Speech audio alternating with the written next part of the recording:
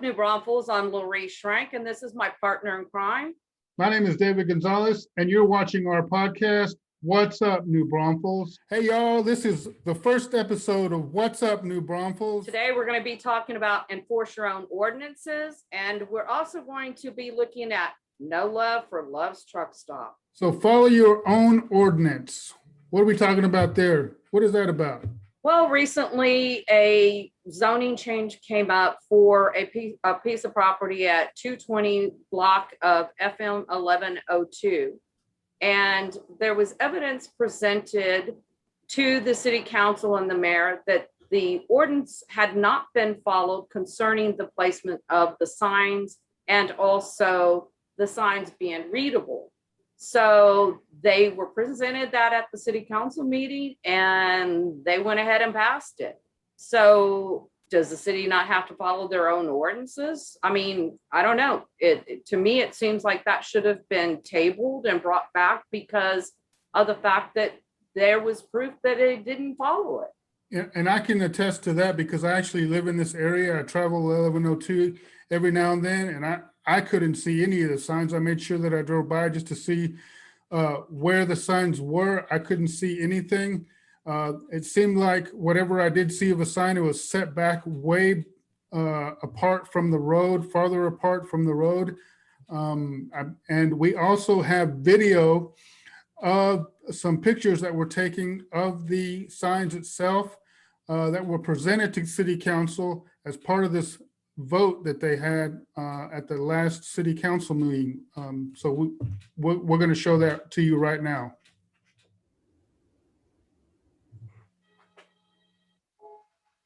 This is how they notify the people on this property. By the way, these only went up after our last meeting. They were none, and we were going to show that. We're going to illustrate to you. This was just today. There's your sign. Okay. Can someone tell me where the sign is here? I might have to zoom in. This is today. Right. And one of the things that we run into and people don't seem to understand, they are only required to notify any property owners within 200 feet of the property that the zoning request is being done for. What we run into, like properties like this, that is mainly agricultural area out there, but that apartments and stuff that are built out there affect all the traffic out there that's already atrocious. So then what happens also, like if you go into zoning changes next to neighborhoods, they notify people about the zoning changes. The problem is they only have to notify who's listed as the owner on the tax roll at the time. So in these new developments, a lot of the property has not been changed over to the new owner's name. And what we've seen is the actual people living in the house don't get the notification. It goes to the builder. So one of the issues that people don't understand is the tax roll takes time to get the new owner put into the tax records. So at the time the city goes and pulls who's the owner of that property, it could still be the builder. It can happen for months later. So one of the things is that they send all these notifications to the builder. The actual homeowner does not get that notification. And it results in, because the builder doesn't reply to it, because it really doesn't affect him anymore, it results in that being counted as a vote for, yes, I want your project. And I want your zoning change. Yeah, that's a big thing to note. What else do you want to talk about in terms of this issue at the 1102? Well, I want to make sure people know not all city council members voted for this zoning change. That's we true. had council member Bradley and Blakely that did not vote for it, but the other city council members and the mayor voted despite the fact that this did not meet their ordinance change. That's the main thing about these city council meetings. When you're presented with evidence, clear evidence that your requester of a zoning change has not met your ordinance requirements, then that should not be continued on and approved.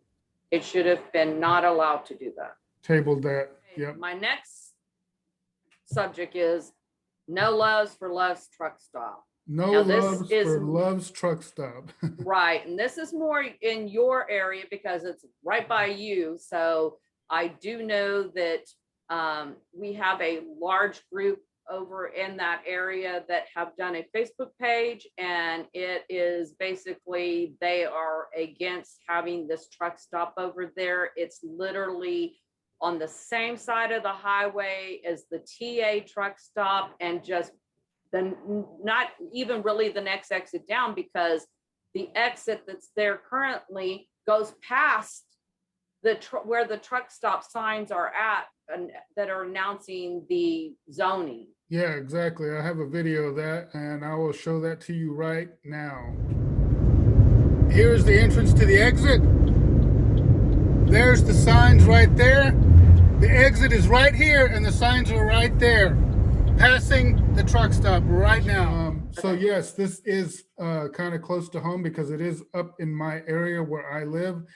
It is going to be butted up right against a few houses in a neighborhood called Oak Creek Estates. Well, we're talking about an area that's already super overcrowded between not only the traffic coming from the current truck stop, all the construction, all the new homes they're putting in there. And then you get to 306, which is just down the road.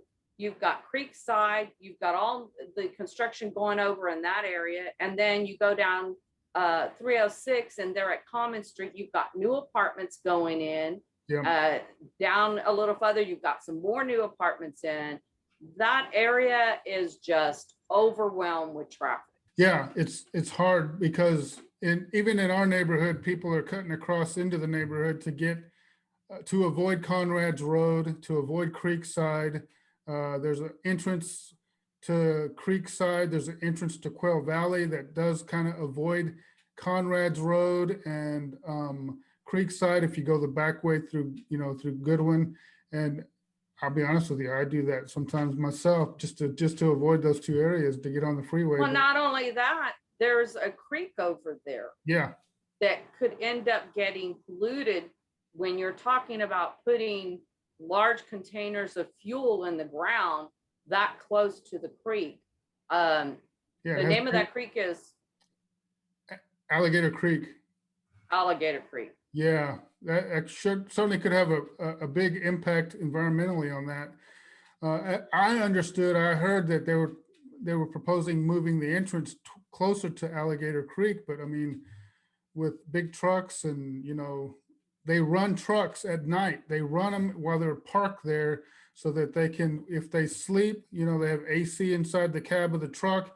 If the trucks are refrigerated in the trailer, they have to be running the whole time. So it's add to the pollution over those homes.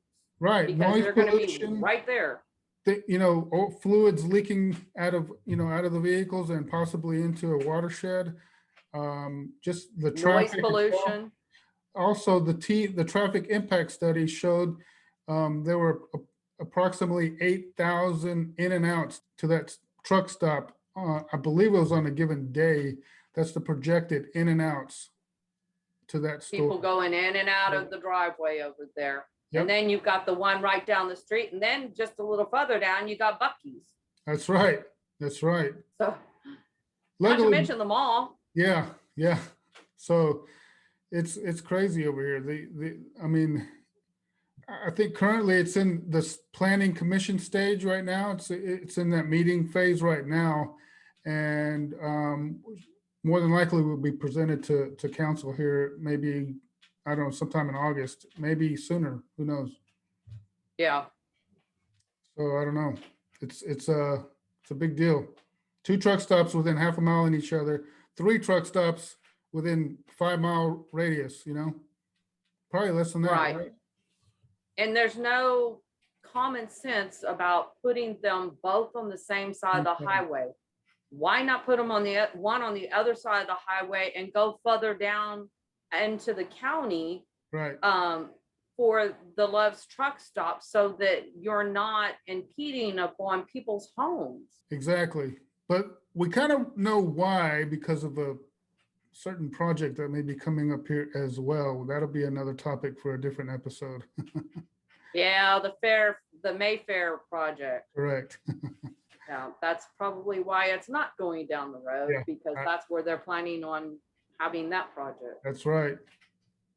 Welcome to the segment of Did You Know? Where we provide you knowledge because knowledge is power. And today what we're going to talk about is how to find out when city meetings are taking place and how you can sign up for that. And we're also going to provide you with information about the city council schedule. So let's go to Louise Computer and check it out. The Did You Know is to educate the citizens of New Braunfels about how to become more informed and where to look for information. If you go to the city's website, which is nbtexas.org, you get to the main city website. If you go to the very bottom of the page, you see a label called One Site. If you click on that, you get taken to the area where you can sign in. And I've already signed in and can look at stuff within the service, but they give you a place to put your email and all that kind of stuff. And if you want to get involved, then you go up here and find out, how do I sign up for this little area right here? And that allows you to go and you can sign up for city emergency notifications. You can sign up for city communications. The city communications allows you to get notified when any of the city boards or commissions or the city council and the mayor are having a meeting. Now the city council has meetings the 2nd and the 4th Monday of every month, usually. And the agenda comes out usually the Wednesday before that Monday. So you will get it that Wednesday before that Monday. And here you just sign up with your information and you can go here and say, notify me. Like I get notifications of the city council meetings. And part of those notifications not only tells you when the date and the time and where it's at, but it also gives you the agenda for those meetings. And I have several of them that I am signed up for already. But this helps you if you're interested in one of serving or knowing what's going on, like with zoning changes, development, ethics commission, and different things like that. You can go in here and click on the little envelope, and that will set you up to get notified and get information when those meetings, and it will send you the agenda for those meetings. That's awesome. Now they, the viewers have information on how to get that knowledge in their hands, that power they have to be able to communicate and see what's going on within their city government. And hopefully will compel them to get more involved in this as well. That's great information. And there you go, our first episode of What's Up New Braunfels. Thank you for watching. Don't forget to follow us on YouTube. You can subscribe to our channel, click on the notification bell so that you get notifications when we do put out new videos. Also follow us on Facebook. You can follow us there by typing in What's Up New Braunfels or WUNB. And don't forget to follow and like that page as well. If you want us to cover certain topics, comment down here below so we can cover any topic that you might think would be interesting to others here in New Braunfels. What's up, New Braunfels?